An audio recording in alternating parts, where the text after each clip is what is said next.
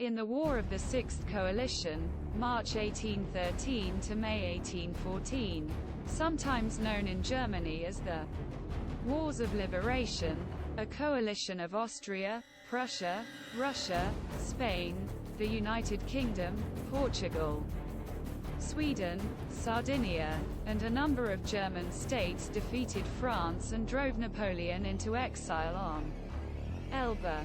After the disastrous French invasion of Russia of 1812, in which they had been forced to support France, Prussia and Austria joined Russia, the United Kingdom, Sweden, and Portugal, and the rebels in Spain who were already at war with France. The War of the Sixth Coalition saw major battles at Lutzen, Bautzen, and Dresden. The even larger Battle of Leipzig, also known as the Battle of Nations, was the largest battle in European history before World War I. Ultimately, Napoleon's earlier setbacks in Spain, Portugal and Russia proved to be the seeds of his undoing. With their armies reorganized, the Allies drove Napoleon out of Germany in 1813 and invaded France. In 1814, the Allies defeated the remaining French armies, occupied Paris, and forced Napoleon to abdicate and go into exile. The French monarchy was revived by the Allies, who handed rule to the heir of the House of Bourbon in the Bourbon Restoration. The Hundred Days War of the Seventh Coalition was triggered in 1815 when Napoleon escaped from his captivity on Elba and returned to power in France. He was defeated again for the final time at Waterloo, ending the Napoleonic Wars. In June 1812, Napoleon invaded Russia to compel Emperor Alexander I to remain in the continental system. The Grande Armée, consisting of as many as 650,000 men, roughly half of whom were French, with the remainder coming from allies or subject areas, crossed the Niemen River. On the 23rd of June 1812, Russia proclaimed a patriotic war, while Napoleon proclaimed a Second Polish War but against the expectations of the Poles, who supplied almost 100,000 troops for the invasion force, and having in mind further negotiations with Russia, he avoided any concessions. Toward Poland, Russian forces fell back, destroying everything potentially of use to the invaders, until giving battle at Borodino, the 7th of September, where the two armies fought a devastating battle. Despite the fact that France won a tactical victory, the battle was inconclusive. Following the battle, the Russians withdrew, thus opening the road to Moscow. By the 14th of September, the French had occupied Moscow but found the city practically empty. Alexander I, despite having almost lost the war by Western European standards, refused to capitulate, leaving the French in the abandoned city of Moscow with little food or shelter. Large parts of Moscow had burned down, and winter approaching. In these circumstances, and with no clear path to victory, Napoleon was forced to withdraw from Moscow. So began the disastrous Great Retreat, during which the retreating army came under increasing pressure due to lack of food, desertions, and increasingly harsh winter weather. All while under continual attack by the Russian army led by Commander-in-Chief Mikhail Kutuzov, and other militias. Total losses of the Grand Army were at least 370,000 casualties as a result of fighting, starvation and the freezing weather conditions, and 200,000 captured. By November, only 27,000 fit soldiers recrossed the Berezina River. Napoleon now left his army to return to Paris and prepare a defense of Poland against the advancing Russians. The situation was not as dire as it might at first have seemed. The Russians had also lost around 400,000 men, and their army was similarly depleted. However, they had the advantage of shorter supply lines and were able to replenish their armies with greater speed than the French, especially because Napoleon's losses of cavalry and wagons were irreplaceable. Formation of the Sixth Coalition. Russia, Britain and Sweden form an alliance. Strategic situation in Europe in 1813. At the beginning of 1812, Britain had already been at war with France for 8 years, and had been fighting alongside the Portuguese and Spanish in the Peninsular War for more than 3 years. Russia and Sweden, which had opposed Napoleon up to 1807 and 1810 respectively, had been forced to join his continental system against Britain, but continued to trade secretly with her. On 9 January 1812, French troops suddenly occupied Swedish Pomerania, ostensibly to end the illegal trade with the United Kingdom from Sweden, which was in violation of the continental system. Swedish estates were confiscated and Swedish officers and soldiers were taken as prisoners. In response, Charles John, formerly French Marshal Jean-Baptiste Bernadotte, now the Crown Prince and Regent of Sweden, declared neutrality. And though Sweden was still at war with Britain, and Russia was its perennial enemy, he dispatched diplomats to London and St. Petersburg to create a new coalition against France. Sweden then signed the secret Treaty of St. Petersburg with Russia against France and Denmark-Norway on 5 April 1812.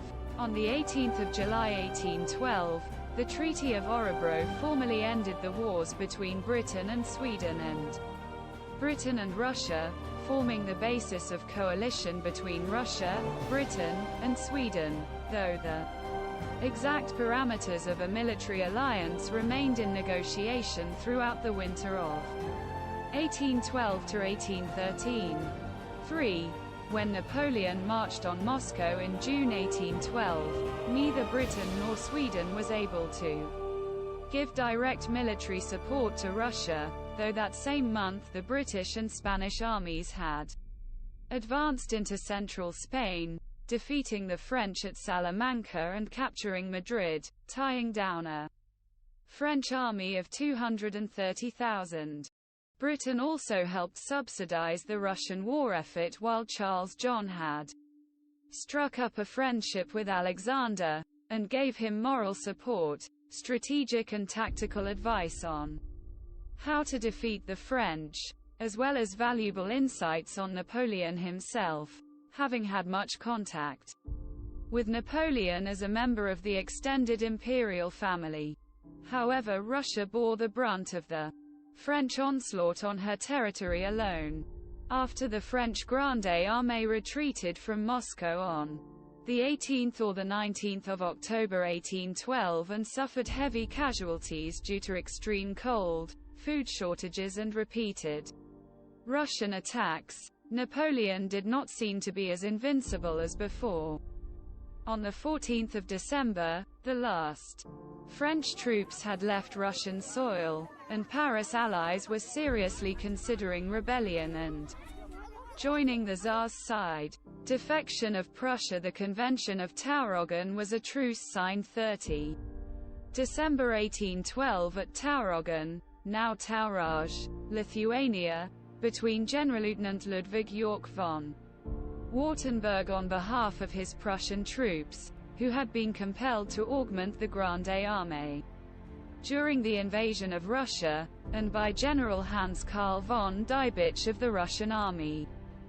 According to the Treaty of Tilsit, the 9th of July 1807, Prussia had to support Napoleon's invasion of Russia. This resulted in some Prussians leaving their army to avoid serving the French, like Karl von Clausewitz, who joined Russian service. When Yorck's immediate French superior Marshal MacDonald retreated before the corps of Diebitsch, York found himself isolated. As a soldier, his duty was to break through, but as a Prussian patriot his position was more difficult. He had to judge whether the moment was favorable for starting a war of liberation, and, whatever might be the enthusiasm of his junior staff officers, York had no illusions as to the safety of his own head, and negotiated with Clausewitz. The Convention of Taurog, an armistice, signed by Diebitsch and York, and Quat, neutralized and Quat, the Prussian corps without consent of their king. The news was received with the wildest enthusiasm in Prussia, but the Prussian court dared not yet throw off the mask, and an order was dispatched suspending York from his command pending a court-martial. Diebitsch refused to let the bearer pass through his lines, and the general was finally absolved. When the Treaty of Kalisz, the 28th of February 1813, definitely ranged Prussia on the side of the Allies. Meanwhile, Austria's alliance with France ended in February 1813, and Austria then moved to a position of armed neutrality. It would not declare war on France until half a year later, in August 1813. Declarations of war on the 3rd of March 1813. After lengthy negotiations, the United Kingdom agreed to Swedish claims to Norway. Sweden entered a military alliance with the United Kingdom and declared war against France, liberating Swedish Pomerania shortly thereafter. On the 17th of March, King Frederick William III of Prussia published a call to arms to his subjects, and Mein Volk. Prussia had declared war on France on the 13th of March, which was received by the French on 16 March. The first armed conflict occurred on the 5th of April in the Battle of Mockern, where combined Prusso-Russian forces defeated French troops. Meanwhile, Napoleon withdrew some 20,000 troops from the ongoing Peninsular War to reinforce his position in Central Europe, which left his Iberian forces weakened and vulnerable to Anglo-Spanish-Portuguese attacks. On the 17th of March 1813, his brother King Joseph Bonaparte of Spain withdrew from Madrid, a clear sign of losing control. Wellington led a 123,000-strong army across northern Spain, taking Burgos in late May, and decisively defeating Jordan at the Battle of Vitoria on the 21st of June. Marshal Soult failed to turn the tide in his large-scale Battle of the Pyrenees, the 25th of July to the 2nd of August. In June, the United Kingdom formally entered the coalition. Initially, Austria remained loyal to France, and Foreign Minister Metternich aimed to mediate in good faith the peace between France and its continental enemies, but it became apparent that the price was to be the dismantling of the Confederation of the Rhine, the Napoleon-controlled union of all German states aside from Prussia and Austria, and the return to France's pre-revolutionary borders. Napoleon was not interested in any such compromise that would, in effect, end his empire, so Austria joined the Allies and declared war on France in August 1813. War in Germany. Spring campaign of 1813. Napoleon vowed that he would create a new army as large as that he had sent into Russia, and quickly built up his forces in the east from 30,000 to 130,000 and eventually to 400,000. Napoleon inflicted 40,000 casualties on the Allies at Lutzen, near Leipzig, the 2nd of May, and Bautzen, the 20th to the 21st of May 1813. But his army lost about the same number of men. During those encounters, both battles involved total forces of over 250,000, making them among the largest battles of the Napoleonic Wars to that point in time. The lack of horses for Napoleon's cavalry did not allow him to follow up his victories with a vigorous pursuit, robbing him of decisive results. Despite losing as many men as the Allies, Napoleon's victories had greatly demoralized the Prussians and Russians. Losses were heavy, and the Russian and Prussian forces were in shambles. Both Allied armies were in dire need of substantial reinforcements en route from the east and from Prussian recruiting depots. Many Russian officers yearned to return to Russia, having achieved their goal of ridding Russia of the French.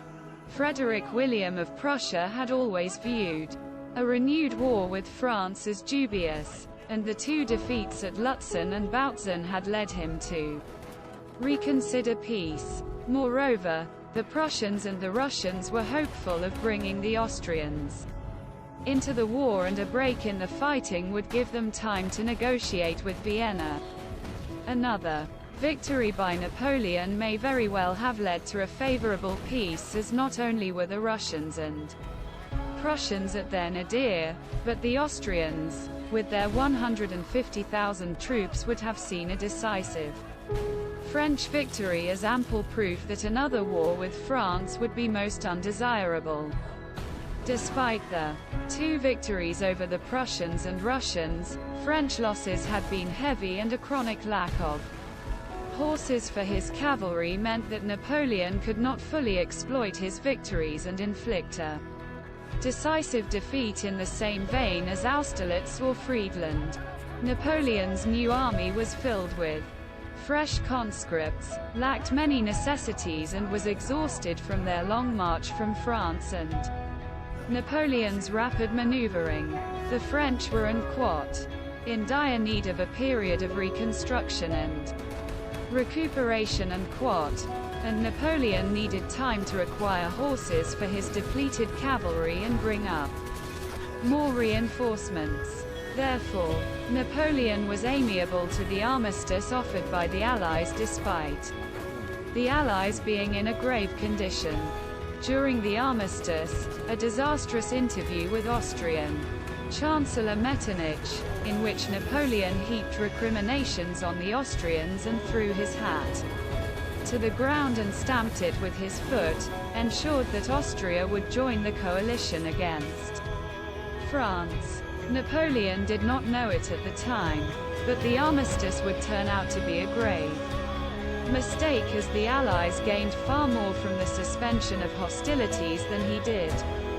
Meanwhile, on the 19th of May 1813, a Swedish corps of 15,000 occupied Hamburg without orders from Bernadotte, following a Danish declaration that they would hold the city for Napoleon, irrevocably binding Denmark to France, an action that would guarantee full Swedish cooperation in North Germany. The Swedish occupation of Hamburg came as welcome news to the Allies, insofar as holding a wealthy center of finance was a blow against Napoleon. However, Bernadotte's initial misgivings at extending his troops so far from the Allied lines were validated when Marshal Davout approached Hamburg with a large French force, intent on retaking the city.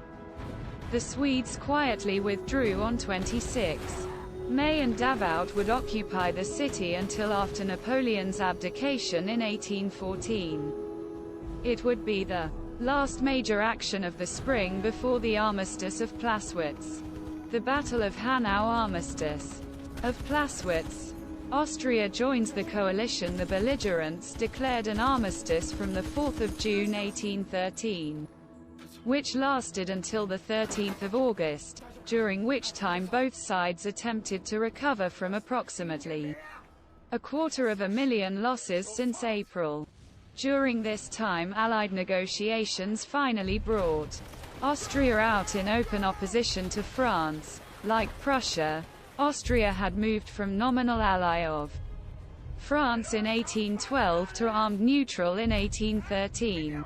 Two principal Austrian armies deployed in Bohemia and northern Italy, adding 300,000 troops to the Allied armies. In total, the Allies now had around 800,000 frontline troops in the German theater, with a strategic reserve of 350,000. As a consequence of the armistice, the French lost their initial advantage in numbers as the Austrians and Russia's huge manpower reserves were brought to the front. Napoleon succeeded in bringing the total imperial forces in the region up to around 650,000, although only 250,000 were under his direct command, with another 120,000 under Nicolas Charles Oudinot and 30,000 under Davout. The Confederation of the Rhine furnished Napoleon with the bulk of the remainder of the forces, with Saxony and Bavaria as principal contributors. In addition, to the south, Murat's Kingdom of Naples and Eugene de Beauharnais' Kingdom of Italy had a combined total of 100,000 men under arms. In Spain, an additional 150–200,000 French troops were being steadily beaten back by Spanish and British forces numbering around 150,000. Thus, in total around 900,000 French troops were opposed in all theaters by somewhere around 1 million Allied troops, not including the strategic reserve being formed in Germany. During the armistice, 3 Allied sovereigns, Alexander of Russia, Frederick Wilhelm of Prussia, and Karl Johann of Sweden, by then regent of the kingdom due to his adoptive father's illness, met at Trachenberg Castle in Silesia to coordinate the war effort. Allied staffs began creating a plan for the campaign wherein Bernadotte once again put to use his 15 years of experience as a French general as well as his familiarity with Napoleon. The result was the Trachenberg Plan, authored primarily by Karl Johann of Sweden and the Austrian Chief of Staff, Field Marshal Lieutenant Joseph Radetzky, that sought to wear down the French using a Fabian strategy, avoiding direct combat with Napoleon, engaging and defeating his marshals whenever possible and slowly encircling the French with 3 independent armies until the French emperor could be cornered and brought to battle against vastly superior numbers. Following the conference, the Allies stood up the 3 armies. The Army of Silesia, with 95,000 Prussians and Russians, commanded by Field Marshal Gebhard von Blücher; the Army of the North, 120,000 Swedes, Russians, Prussians, and German troops from Mecklenburg, the Hanseatic region and North Germany, under the independent command of Sweden's Crown Prince Karl Johann, and the Army of Bohemia, the primary Allied force in the field, with which the Allied sovereigns Alexander, Francis and Frederick William oversaw the campaign, numbering 225,000 Austrians, Russians, and Prussians commanded by Prince Karl von Schwarzenberg. Renewal of hostilities, French losses and defecting Allies. Following the end of the armistice, Napoleon seemed to have regained the initiative at Dresden, the 26th to the 27th of August 1813, where he inflicted one of the most lopsided losses of the era on the Prussian-Russian-Austrian forces. On the 26th of August, the Allies under Prince von Schwarzenberg attacked the French garrison in Dresden. Napoleon arrived on the battlefield in the early hours of the 27th of August with the Guard and other reinforcements, and despite being severely outnumbered, having only 135,000 men to the coalition's 215,000, Napoleon chose to attack the Allies. Napoleon turned the Allied left flank, and in skillful use of terrain, pinned it against the flooded Weißeritz River and isolated it from the rest of the coalition army. He then gave his famed cavalry commander, and King of Naples, Joachim Murat, leave to destroy the surrounded Austrians. The day's torrential rain had dampened gunpowder, rendering the Austrians' muskets and cannon useless against the sabres and lances of Murat's cuirassiers and lancers, who tore the Austrians to shreds, capturing 15 standards and forcing the balance of 3 divisions, 13,000 men, to surrender. The Allies were forced to retreat in some disorder, having lost nearly 40,000 men to only 10,000 French. However, Napoleon's forces were also hampered by the weather and unable to close the encirclement the Emperor had planned before the Allies narrowly slipped the noose. So while Napoleon had struck a heavy blow against the Allies, several tactical errors had allowed the Allies to withdraw, thus ruining Napoleon's best chance at ending the war in a single battle. Nonetheless, Napoleon had once again inflicted a heavy loss on the primary Allied army despite being outnumbered, and for some weeks after Dresden, Schwarzenberg declined to take offensive action. However, at about the same time the French sustained several serious defeats, first at the hands of Bernadotte's army of the North on the 23rd of August, with Oudinot's thrust towards Berlin beaten back by the Prussians, at Grossbeeren. At the Katzbach, the Prussians, commanded by Blücher, took advantage of Napoleon's march toward Dresden to attack Marshal MacDonald's army of the Bober. During a torrential rainstorm, on the 26th of August, and due to conflicting orders and a breakdown of communications, MacDonald's several corps found themselves isolated from one another, with many bridges over the Katzbach and Neisse rivers destroyed by surging waters. 200,000 Prussians and French collided in a confused battle that degenerated into hand-to-hand combat. However, Blücher and the Prussians rallied their scattered units and attacked an isolated French corps and pinned it against the Katzbach, annihilating it, forcing the French into the raging waters where many drowned. The French suffered 13,000 killed and wounded and 20,000 captured. The Prussians lost but 4,000 men. Napoleon himself, lacking reliable and numerous cavalry, was unable to prevent the destruction of a whole army corps, which had isolated itself pursuing the enemy following the Battle of Dresden without support. At the Battle of Kulm, the 29th to the 30th of August 1813, losing 13,000 men, further weakening his army. Realizing that the Allies would continue to defeat his subordinates, Napoleon began to consolidate his troops to force a decisive battle. The French then suffered another grievous loss at the hands of Bernadotte's army on the 6th of September at Dennewitz, where Ney was now in command, with Oudinot now as his deputy. The French were once again attempting to capture Berlin, the loss of which Napoleon believed would knock Prussia out of the war. However, Ney blundered into a trap set by Bernadotte and was stopped cold by the Prussians, and then routed when the Crown Prince arrived with his Swedes and a Russian corps on their open flank.